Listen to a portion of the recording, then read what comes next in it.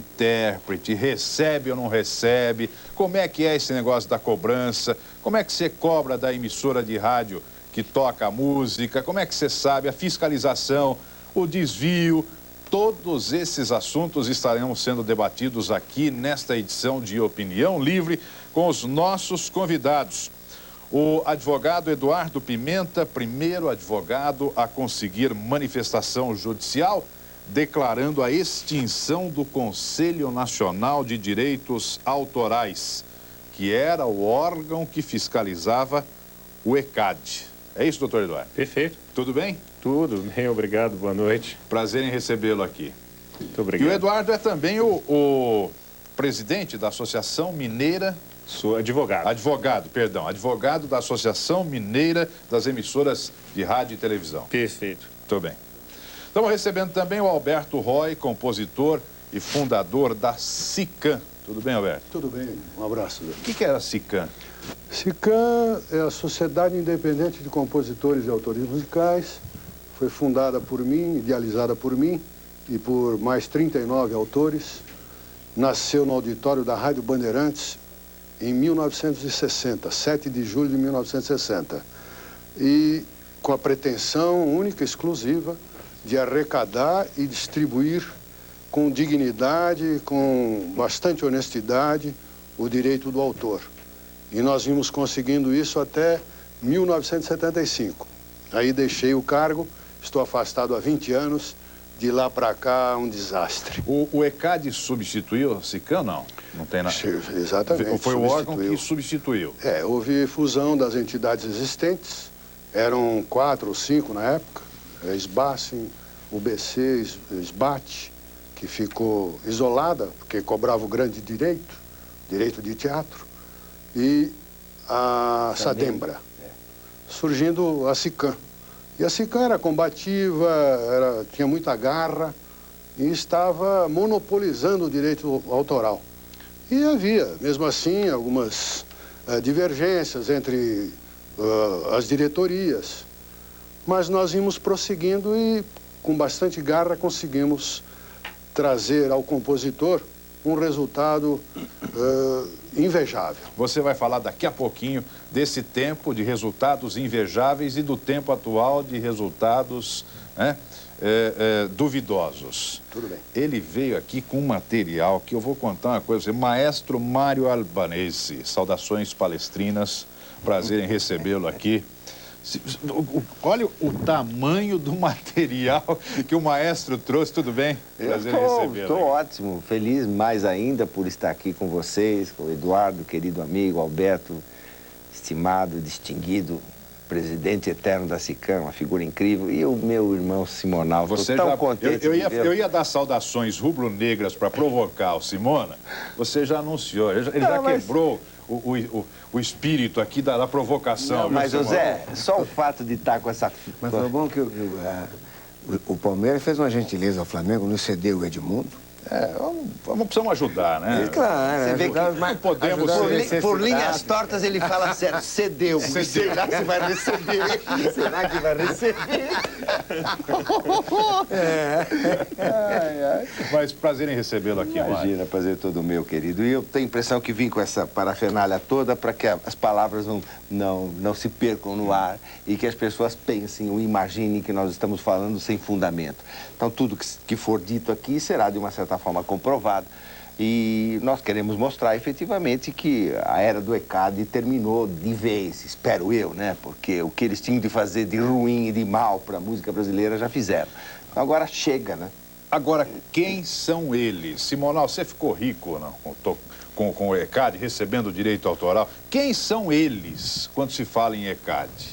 Não, o ECAD, quer dizer, eu sou a pessoa menos desautorizada a entrar num mérito, especificamente, que estou na presença de 2 grandes advogados e um fundador de uma companhia, né?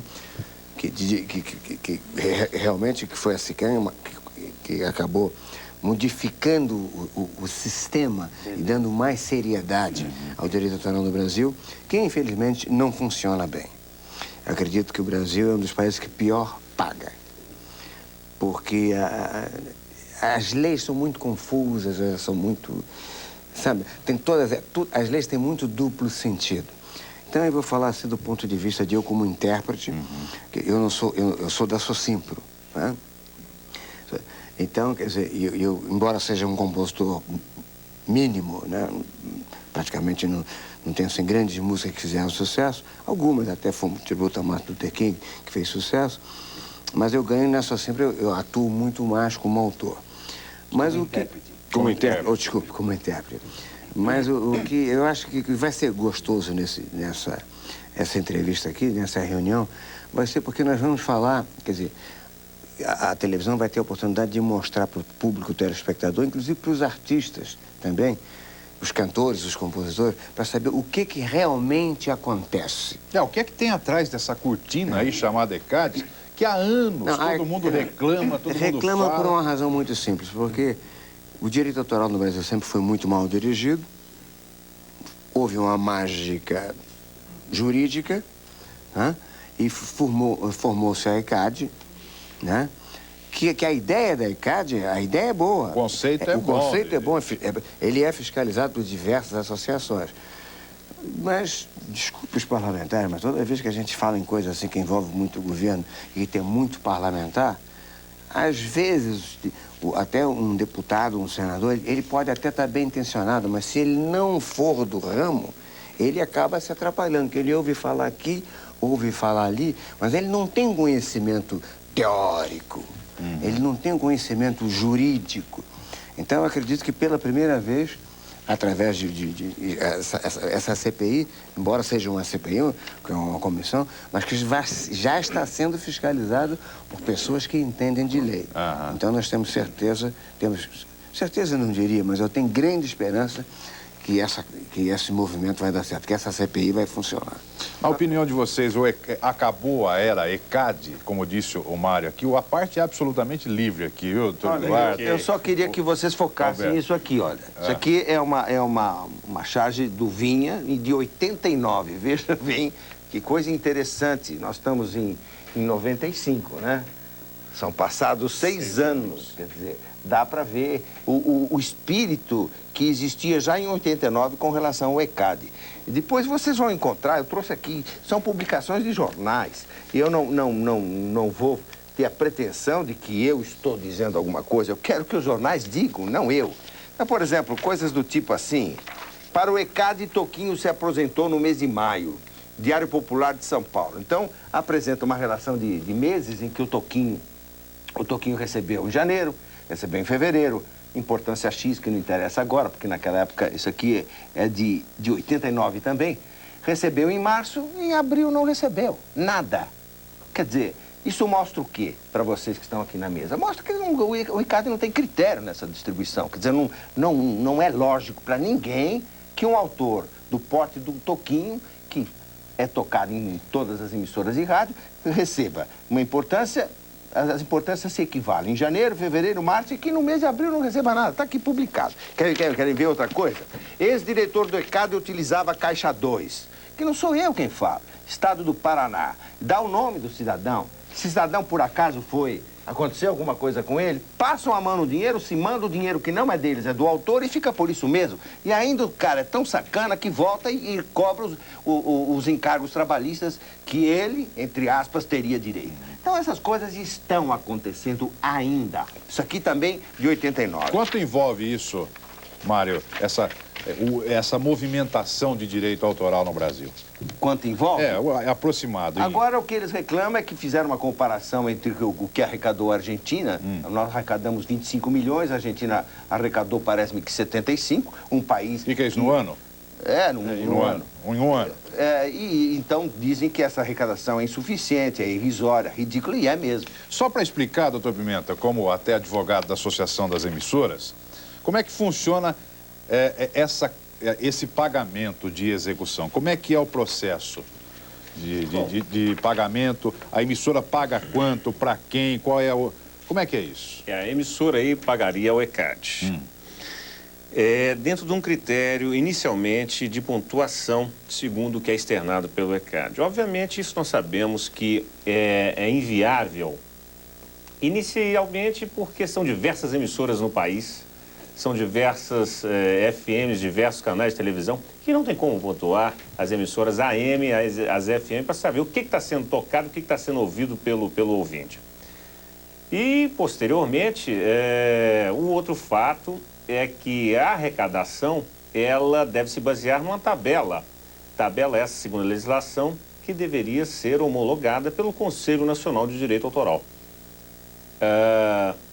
A partir daí, quando a tabela homologada era colocada em prática, o pagamento era efetuado nas agências da Caixa Econômica Federal, em que o ECAD normalmente emitia uma ficha de compensação nacional para as emissoras, e a elas era feito, e a agência bancária era feito o pagamento do direito autoral.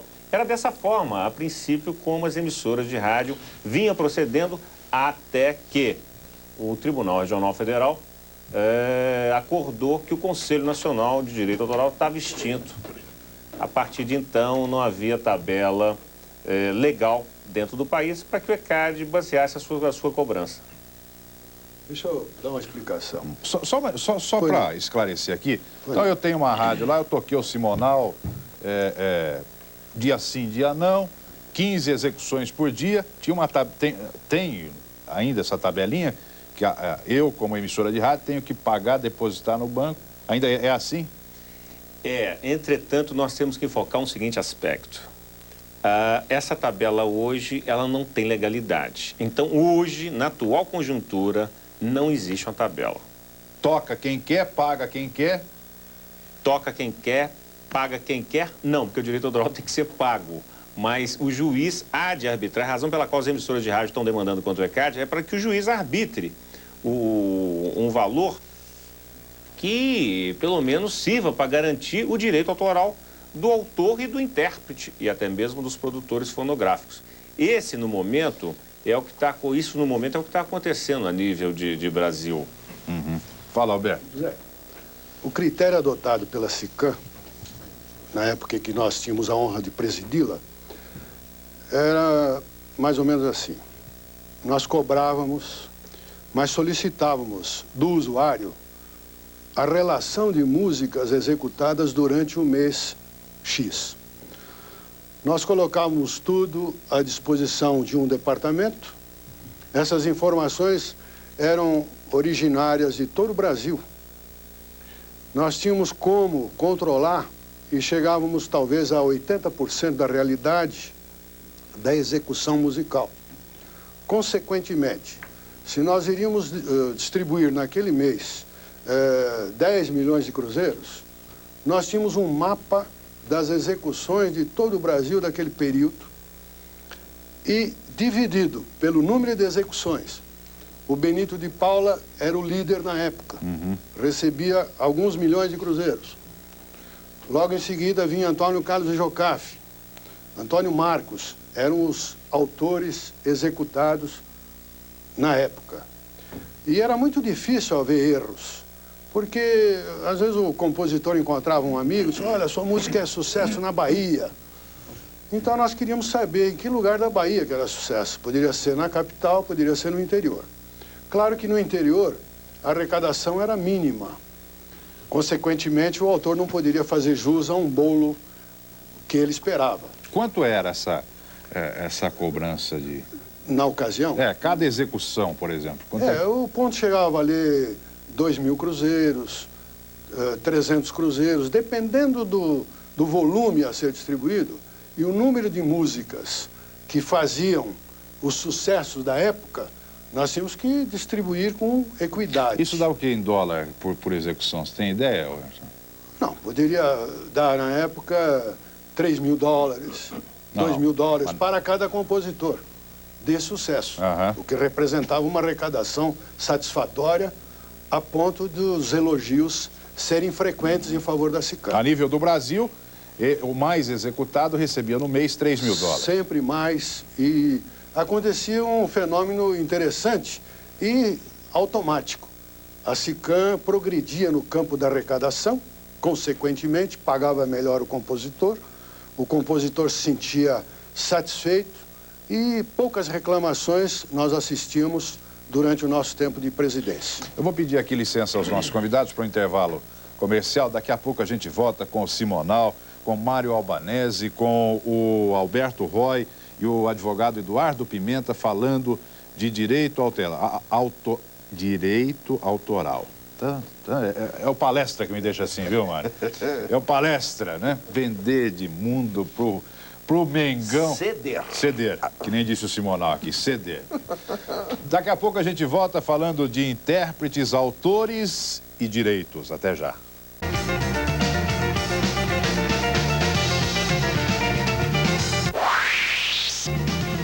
Estamos voltando, amigos, com opinião livre pelo canal brasileiro da informação, falando de direito autoral. O maestro Mário Albanese trouxe uma relação aqui. Tem dinheiro retido, né, vamos falar. Esse claro. Calhamaço aqui todo, só vou mostrar aqui. O calhamaço todo, isso aqui tudo é de autor, né? Olha, isso aqui... Pretensamente desconhecido. Porque, pretensamente desconhecido, porque no rol que você tem aí, tem Garota de Ipanema, que ninguém sabe de quem é, né? Tem o grande circo místico do Edu Lobo, Chico Buarque, que também ninguém sabe de quem é. Eu sei que Voltei a Amar, do Toquinho Vinícius de Moraes. Não, Toquinho não, é Antônio Carlos Jobim Errar aqui, Vinícius de Moraes. Travessia do Milton Nascimento e Fernando Brant, não sabem de quem é. Tem o Menino Desce do Rio, Menino do Rio, Caetano Veloso. As Rosas Não Falam, do Cartola. Domingo no Parque, do Gilberto Gil. Buda Nagô, do Gilberto Gil. Festa de Arromba, do Roberto Erasmo Carlos, ninguém sabe de quem é. Calhambeque, se você pensa, do Roberto Carlos. Coração de Papel, do Sérgio Reis, e daí vai. Músicas minhas também aí, que não sou da Curriola aí, mas também tem um monte de músicas aí. Simonal também aparece nessa história. Enfim, Vila Lobos aparece 20 vezes aqui. Vila Lobos e não sabe de quem é. Camargo Guarneiro, ninguém sabe de quem é. Guerra Peixe, ninguém sabe. Então falar quanto custa, quanto arrecada, não interessa. Quem são também não me interessa. Não vim aqui para falar mal da vida alheia. O ECAD, eu desconheço o ECAD, simplesmente. Não sei nem quem são os que dirigem, porque não merecem o meu respeito. Eu fui advogado da ex-emissora daqui, a TV Jovem Pan, junto com Flávio Lucas Menezes Silva, para defender os funcionários desta empresa, porque o ECAD estava cobrando desta empresa 50% do que ela arrecadava na ocasião. É só isso que eu quero dizer. Inviabilizou a empresa, prejudicou a todo mundo, tirou o pão da boca de todo mundo, porque arrecada em cima do nada. Sabe, isso aqui é a maior vergonha, qualquer brasileiro que passe mão nesse documento editado mensalmente pelo ECAD, arrecadando 350 mil reais por mês, o que é um apartamento com cobertura e piscina e coisa e tal. E fica por isso mesmo. E para onde vai esse dinheiro? Vai, segundo o cidadão que respondeu a minha entrevista ao jornal, não quero saber o nome dele porque não tenho nada contra ele, me diz o seguinte: depois de 6 meses esse dinheiro é redistribuído. Como redistribuído? Eu arrecado em nome do Antônio e dou o direito autoral por Manuel? É isso, doutor Eduardo Pimenta, que é o direito autoral? Um direito personalíssimo? Quer dizer, então eu arrecado em nome do Manuel e dou pro Xavier, sei lá pra quem? Então é isso que nós temos que discutir. Isso aqui não é que eu trouxe um calhamaço. Existe um fato. Isso aqui é um absurdo. Simplesmente E arrecada, e aí é que a gente fica mais espantado com o tamanho da coisa, em cima de obras praticamente de domínio público, né? Você pega a Garota de Ipanema, quem é que no Brasil...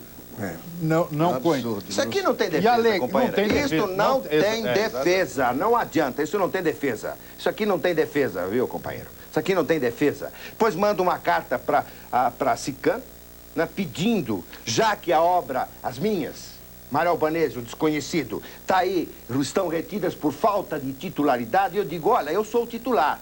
Coisa que a Sican deveria saber. Porque se ela me tem como seu associado, eu deveria saber quais são as minhas obras, quem é o meu editor, enfim, deveria saber qual é a cor do meu cabelo, o que eu faço ou deixo de fazer. Sair em minha defesa quando as emissoras de rádio não falam o nome de autor, que é uma outra sem vergonhice que não tem tamanho. Que é obrigado por lei, hein? É obrigado por lei, mas não falam pinóia nenhuma.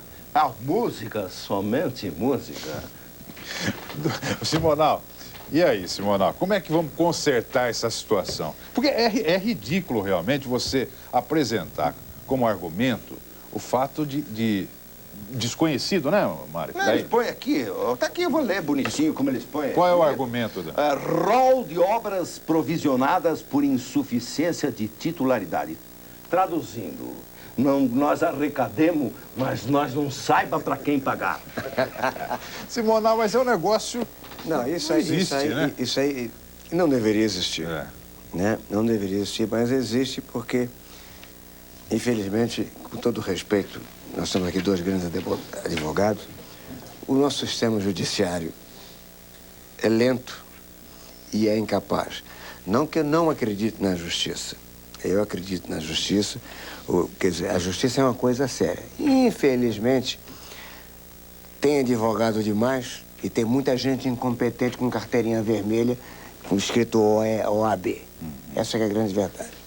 Então, minha carteirona, né? Se dá uma na cabeça. Acabou de falar mal do judiciário. Não, aí. não estou falando Porque, mal. Você sabe, Simona, eu acho que você, sem querer, acabou cometendo uma injustiça. O judiciário, no caso, não tem sido sequer acionado. Não, mas Aqui eu ia nós, chegar lá. autores, Eu ia Deixa, chegar lá. gostaria só de fazer um Eu parênteses. ia chegar lá. Gostaria só de fazer um parênteses, que é o tocante ao seguinte. Está certo que a justiça é morosa, até mesmo pelo acúmulo de processos que tramita dentro do Poder Judiciário. Mas que ela é falha, não. É isso que eu ia dizer. Por um aspecto. Não, mas eu ia chegar lá. É por isso que eu só vou abrir o Vocês parênteses. pensaram que eu fosse ir para partir para um caminho, mas não. Eu não ia chegar, não. Conclua. Tanto que eu disse que eu acredito na justiça. Por que a justiça é morosa? É morosa porque a justiça não tem um apoio governamental, porque hoje é tudo muito rápido. Quer dizer, se demoram-se os processos, se a justiça demora para executar o seu direito de dever, é porque não tem equipamento. E não tem equipamento e falta gente competente. É aí onde eu queria chegar. Eu continuo. Nem indica também. Eu continuo, pera só um minutinho. É só interessante nós deixarmos algumas coisas claras. O Poder Judiciário, como eu lhe disse, é moroso, isso é indiscutível.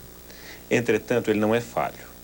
Não é falho Não, primeiro. mas eu não disse falho. Mas vamos então só traduzir os contextos para que não ficamos com palavras ao vento. Não é uma película cinematográfica. Então, muito bem. Inicialmente porque a forma de admissão do recurso humano do RH é obediente à lei, ou seja, só entra os juízes por concurso. Segundo aspecto, um juiz, para ser aprovado no concurso, ele tem que estar devidamente abalizado de conhecimentos jurídicos. Em terceiro aspecto, dentro do problema específico do ECAD, nós tivemos uma decisão agora recente aqui em São Paulo e outra em Minas Gerais. A de Minas eu consegui, a de São Paulo eu não sei quem conseguiu, mas foi muito brilhante.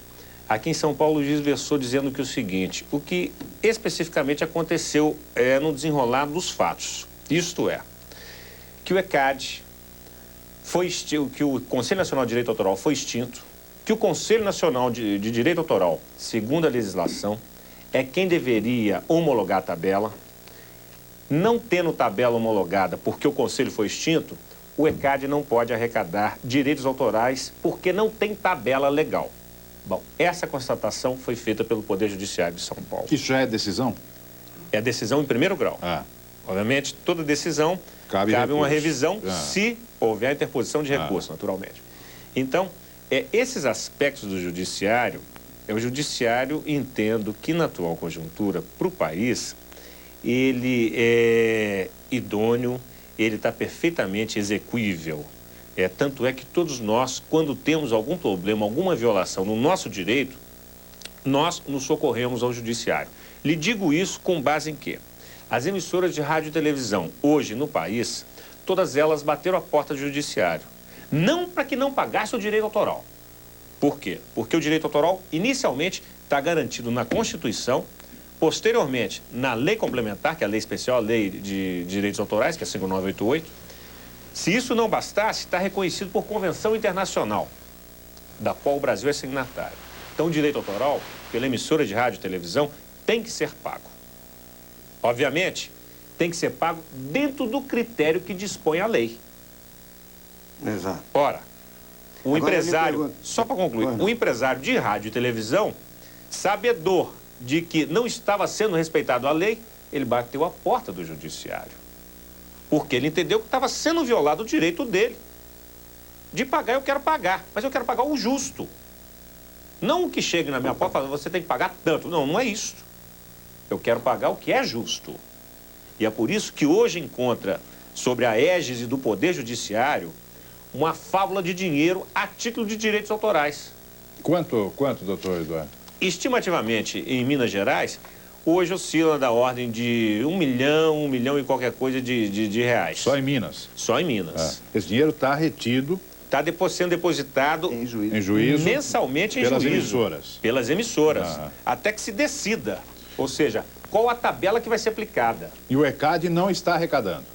Não, o ECAD não pode arrecadar. Pelo menos em São Paulo e Minas, onde há essa decisão judicial. Mas há outros contextos aí que nós vamos enfocar oportunamente. Só para a gente concluir o contexto Claro. da decisão do entendimento judicial. Está sendo depositado, por quê? Porque o radiodifusor quer garantir o direito do autor, do intérprete e do produtor fonográfico. Porque ele sabe que esses direitos estão garantidos pela legislação, como eu citei. Então, o radiodifusor, hora nenhuma, quer dar prejuízo a quem cria, a quem faz a cultura do país. Não obstante, o radiodifusor não quer compactuar com a desordem dentro do direito autoral. E eu coloco desordem por a seguinte razão. Recentemente, o Brasil teve na eminência de sofrer uma sequela, uma retaliação econômica dos Estados Unidos proveniente à criação intelectual. Isso foi quando foi aventado que os calçados brasileiros não iam ser mais comprados pelos Estados Unidos, assim como a laranja. Os Estados Unidos, o Brasil teve que, então, ceder à pressão norte-americana, que resultou no acordo de TRIPS, foi um acordo firmado no âmbito do GATT na rodada de Uruguai.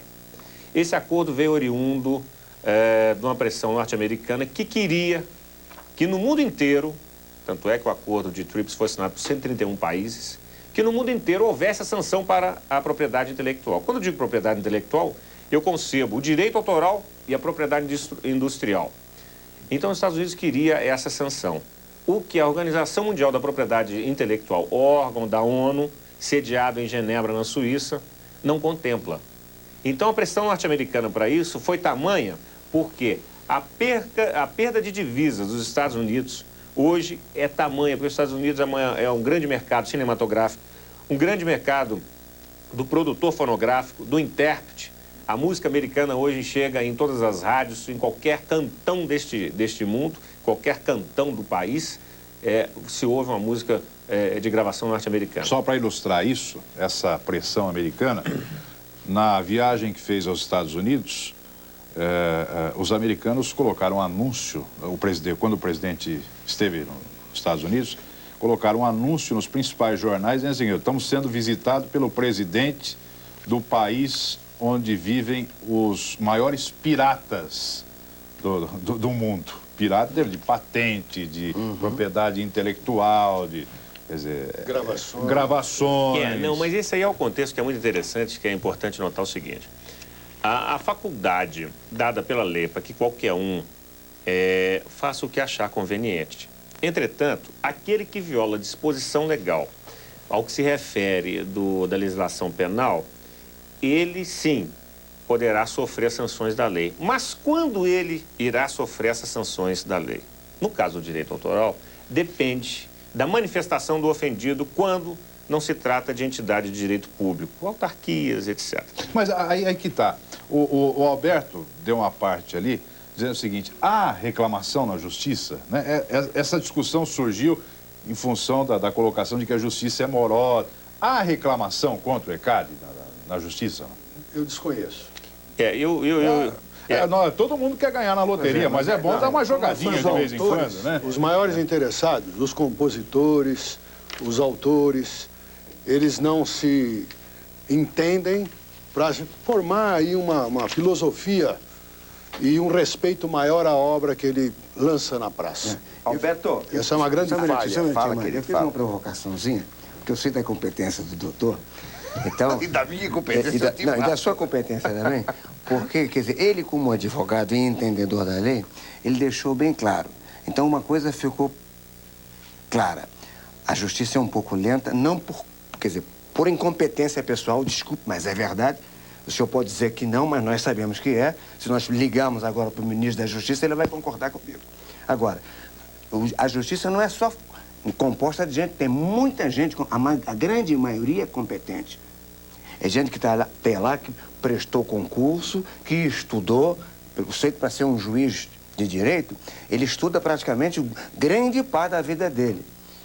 Mas tem uma coisinha de um juiz classista aí que depois não é pra gente conversar agora, que o juiz classista já é uma outra jogadinha. Depois nós vamos entrar nesse mérito. Então o que acontece é o seguinte, o que eu defendo é que a justiça é lenta não por incompetência de uma minoria, é por falta de